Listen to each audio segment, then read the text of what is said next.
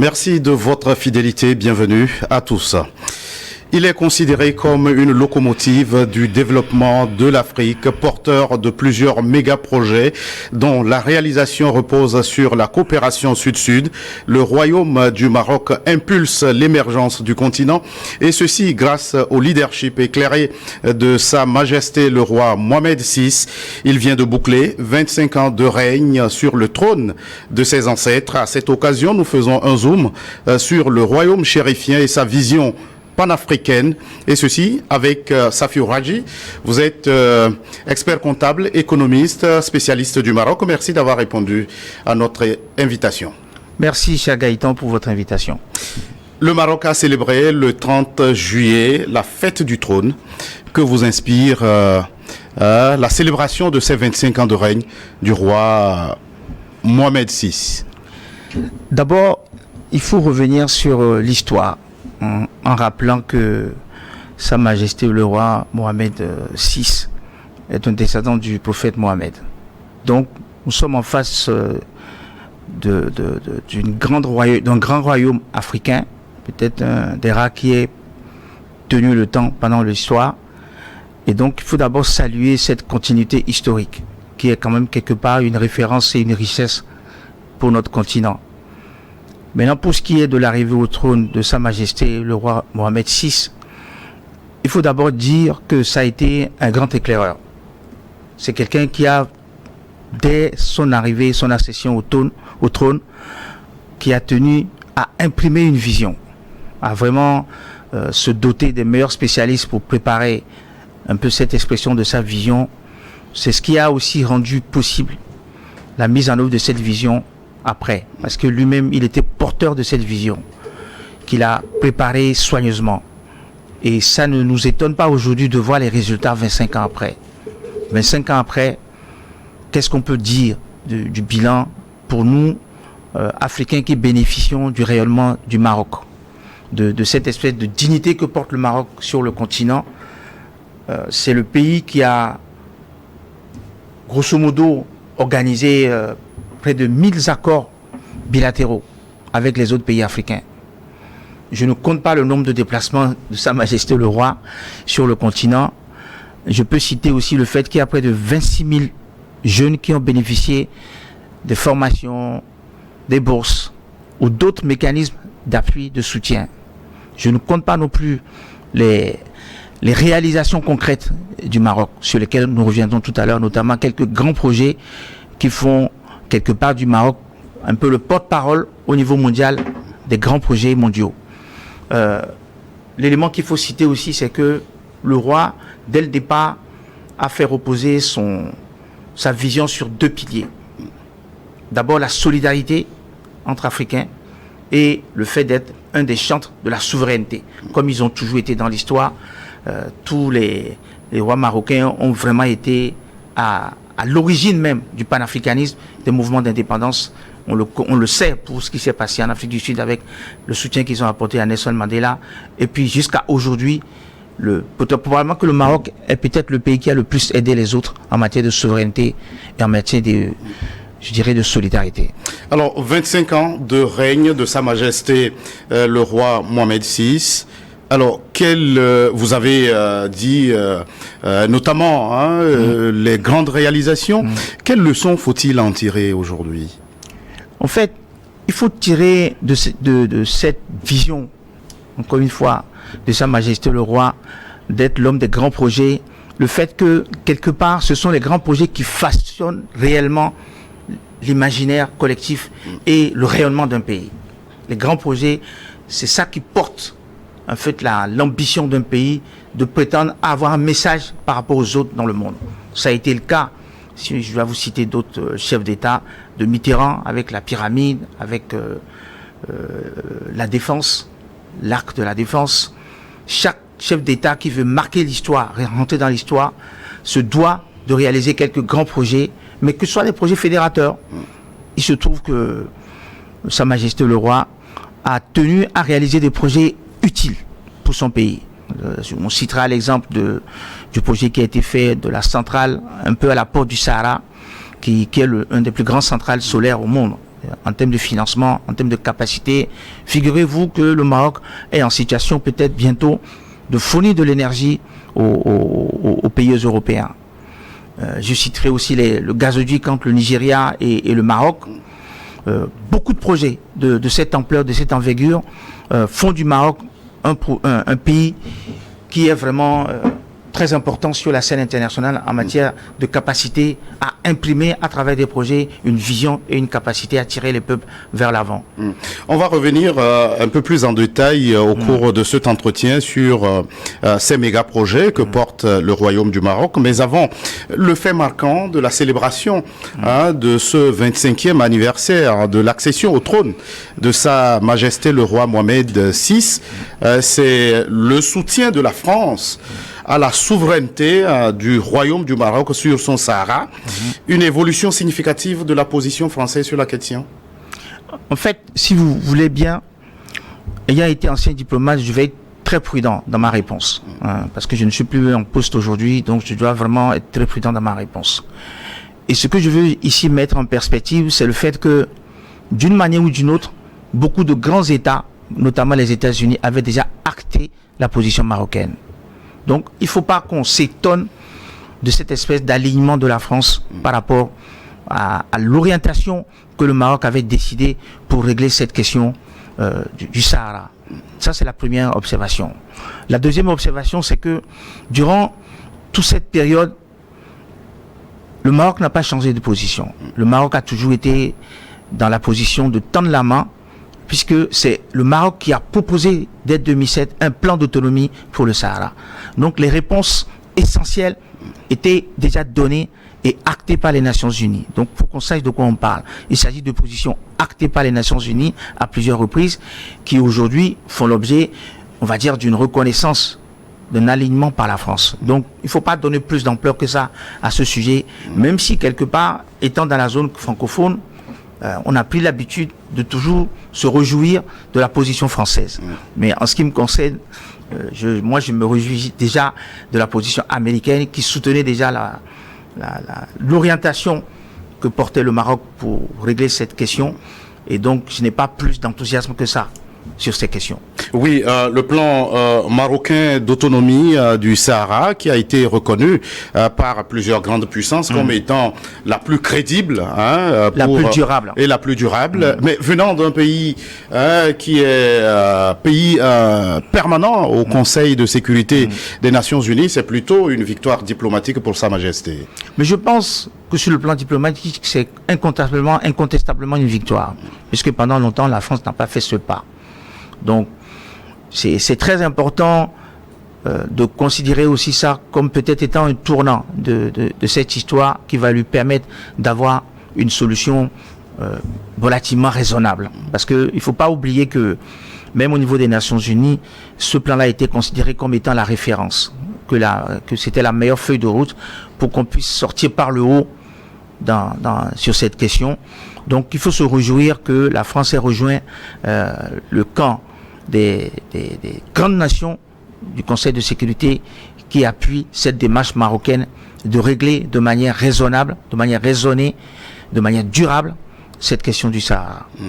Et depuis plusieurs années, sous le règne de Sa Majesté Mohamed VI, le Maroc promeut la coopération Sud-Sud. Comment expliquez-vous le succès de cette approche? Là encore, je vais vous rappeler le fait que les choses ont été faites en partant d'une vision. Parce que et ça vraiment c'est un leitmotiv qui explique le fait que je m'attache particulièrement au Maroc. Le roi, c'est vraiment comme on faisait dans l'ancien temps, un vrai capitaine dans un bateau. Donc il sait que c'est lui qui doit fixer le cap, indiquer les orientations et après donner les moyens. Et c'est un grand navigateur, ce roi, parce qu'il a su comprendre les domaines dans lesquels il faut accentuer la coopération sud-sud. C'est lui qui a eu l'idée de mettre l'accent sur la coopération par la finance, la coopération par le développement. C'est son idée, c'est sa vision, c'est son intuition géniale qui a permis au Maroc, en tout cas dans la zone francophone, de s'imposer dans les 20 ans qu'on a partagé depuis l'arrivée au trône. Dans les 25 ans. Dans les 25 ans depuis son arrivée au trône. Donc quand vous regardez le paysage financier des pays francophones, vous voyez ce que le Maroc imprime, ce que le Maroc a déjà installé comme dispositif pour vraiment aider à porter le développement. Parce que moi je suis un adepte d'une théorie qui dit que en réalité le vrai développement c'est la finance qui l'apporte. C'est la finance qui l'apporte. Une fois qu'on a les projets, une fois qu'on a la vision, c'est la finance qui apporte le développement. Et même quand vous êtes déjà en développement, c'est la finance qui vous aide à le maintenir et à l'accélérer. Donc, on ne peut pas faire du développement sans finance. Or, pendant longtemps, on est resté dans des schémas sur notre continent où on passait beaucoup de temps dans les projets, beaucoup de temps dans les discussions politiques, mais pas assez pour aller chercher les solutions réelles pour développer qui passent par la finance. C'est la finance qui gouverne le monde. C'est la finance qui gouverne le monde. Donc, si vous n'avez pas des solutions financières de qualité, vous ne pouvez pas vraiment porter le développement si vous avez la vision et le projet et les hommes. Il se trouve que, dans le cas du royaume chérifien, ils ont eu cette intuition de tout faire porter par la finance, parce que c'est ce qui permet vraiment d'être en contact avec les projets, avec les porteurs de projets. Et je parlerai tout à l'heure des réalisations concrètes de ces structures financières du Maroc et en quoi, au quotidien, dans la vie de tous les peuples, le Maroc participe au développement. Oui, justement, quand vous parlez des finances, quels sont les autres domaines dans lesquels excelle le royaume chérifien à l'international? D'abord, il faut considérer objectivement que sur le continent, en termes de branding, de nation branding, le Maroc est peut-être la marque la plus importante. Parce qu'ils ont toujours pensé international. Ils ont toujours raisonné international. C'est pas par hasard le fait qu'aujourd'hui, ils soient très actifs en matière de commerce mondial. Ce n'est pas par hasard le fait que le Maroc ait tout fait pour avoir un hub aérien, pour être un des géants du secteur aérien dans l'avenir. Parce qu'ils savent que le secteur aérien, c'est un secteur important dans l'économie mondiale. Il y a d'abord ça, ce hub aérien avec Royal Maroc qui participe de leur rayonnement international. Vous avez aussi tout ce que le Maroc fait en matière de production pour le reste du monde. Le Maroc produit aujourd'hui 700 à 800 000 véhicules qui sont exportés dans le monde. Et ils sont en train de se mettre dans une trajectoire pour produire jusqu'à 2 millions de véhicules. Figurez-vous, Gaëtan. C'est ça qui fait le rayonnement international du Maroc. Vous ajoutez à ça le fait qu'ils ont porté quand même une COP. La COP 22 a eu lieu à Marrakech. C'était un enjeu mondial et que ce pays africain a porté au nom du continent. Pour marquer le leadership du royaume dans la lutte contre les changements climatiques. Les changements climatiques, entre autres. Et à Marrakech, il y a eu des décisions importantes. Il y a eu des décisions importantes qui ont été prises, notamment pour l'Afrique. La question des 100 milliards pour aider les États africains à vraiment se déployer a été bien défendue, bien mis en place à partir de Marrakech. Donc, tout ça pour vous dire que le rayonnement international du Maroc a du contenu, a de la réalité. Je passe sur l'organisation de la Coupe du Monde, dont on parlera tout à l'heure. Ils ont eu aussi la CAN. Tout ce que le Maroc fait le tire vers l'international, vers vraiment d'être un acteur monde, un acteur de développement du monde. Alors, vous l'avez effleuré parlant de son engagement dans la lutte contre les changements climatiques et un acte majeur, c'est la réalisation de ce méga projet, la centrale solaire aux portes du désert de Ouarzazate, est un signal de l'engagement du pays pour la promotion des énergies renouvelables. Plus qu'un signal, une vraie conversion au développement durable. Parce qu'en fait, comme vous regardez bien les initiatives qui ont été prises par le Maroc, c'était vraiment de couvrir toute la palette du développement durable. On parle beaucoup de cette centrale qui a été vraiment quelque chose d'assez pionnier sur le continent et d'assez massif, parce qu'il n'y a pas d'autres projets d'une taille et d'une telle capacité et d'un tel niveau d'investissement, avec les Allemands d'ailleurs. Mais ce que je veux dire, c'est que dans le sens du développement durable, le Maroc fait plus que ça. Le Maroc est en train de devenir pionnier en matière d'hydrogène vert. Ce n'est pas rien. Ils sont en train de devenir vraiment pionniers dans le domaine de l'hydrogène. Ils ont pris des initiatives dans l'éolien. qui est pas très courant sur le continent. À part en Afrique du Sud, il n'y a pas beaucoup de grands projets en matière d'éolien sur le continent. Ils essayent aussi de performer dans les énergies alternatives, notamment avec des solutions qui sont basées sur des systèmes magnétiques. Donc, c'est un pays qui vraiment pousse sur tous les leviers du développement durable et d'énergie renouvelable. Donc, on ne peut pas limiter simplement l'apport du Maroc au projet solaire. Ils ont déjà dépassé ça. Oui, justement, au-delà de cette réalisation, est-ce qu'il y a d'autres méga-projets pilotés ou réalisés par le Royaume qui attirent votre attention? L'exemple, c'est le gazoduc entre le Maroc et le Nigeria. Et moi, je fais le pari que c'est un des projets... long de plus de 6000 km. Exactement. D'abord, c'est la preuve qu'en Afrique, on sait faire. C'est la preuve qu'en Afrique, quand on met vraiment les moyens, on peut bien faire. Ça, c'est un signal très fort qui est donné au monde. Quand je vous parlais... 25 milliards de dollars à mobiliser. Quand je vous disais tout à l'heure que le Maroc est peut-être sur le continent le pays monde, le pays qui porte le plus de messages importants pour représenter l'Afrique dans le monde, c'est l'exemple type de projet qui signifie ça, qui est révélateur de cette capacité à rayonner dans le monde. Le gazoduc, c'est pas simplement un projet pour transférer du gaz. Ça va changer beaucoup de choses. Parce que quand vous mettez un néoloduc quelque part, vous créez des activités sur tout le parcours. Vous changez la vie des gens sur tout le parcours de ce gazoduc. C'est en ça que ce sont des projets qui sont pensés pour porter, tirer le développement. Et c'est pour ça que la vision que le Royaume a de la coopération sud-sud, pour moi, doit faire l'objet même des études de cas dans les grandes écoles de commerce, pour montrer aux jeunes comment ils peuvent bâtir des projets avec des visions africaines pour l'Afrique. Et parlant de ce gazoduc Maroc-Nigeria, gagner le pari de la souveraineté énergétique du continent, une urgence aujourd'hui. Mais c'est plus qu'une urgence. Ce n'est pas une option pour nous, le fait qu'on essaie d'aller vers l'autonomie énergétique. Vous ne pouvez pas développer, il n'y a aucun pays qui s'est développé sans énergie. C'est impossible de développer un pays sans énergie. Il se trouve qu'on était dans des situations qui étaient intenables dans nos pays. On se retrouvait des fois dans des situations de délestage dans nos capitales. Ça ne peut plus perdurer. Il y a eu des tentatives qui ont été faites à travers la COP pour essayer de freiner nos schémas de développement énergétique.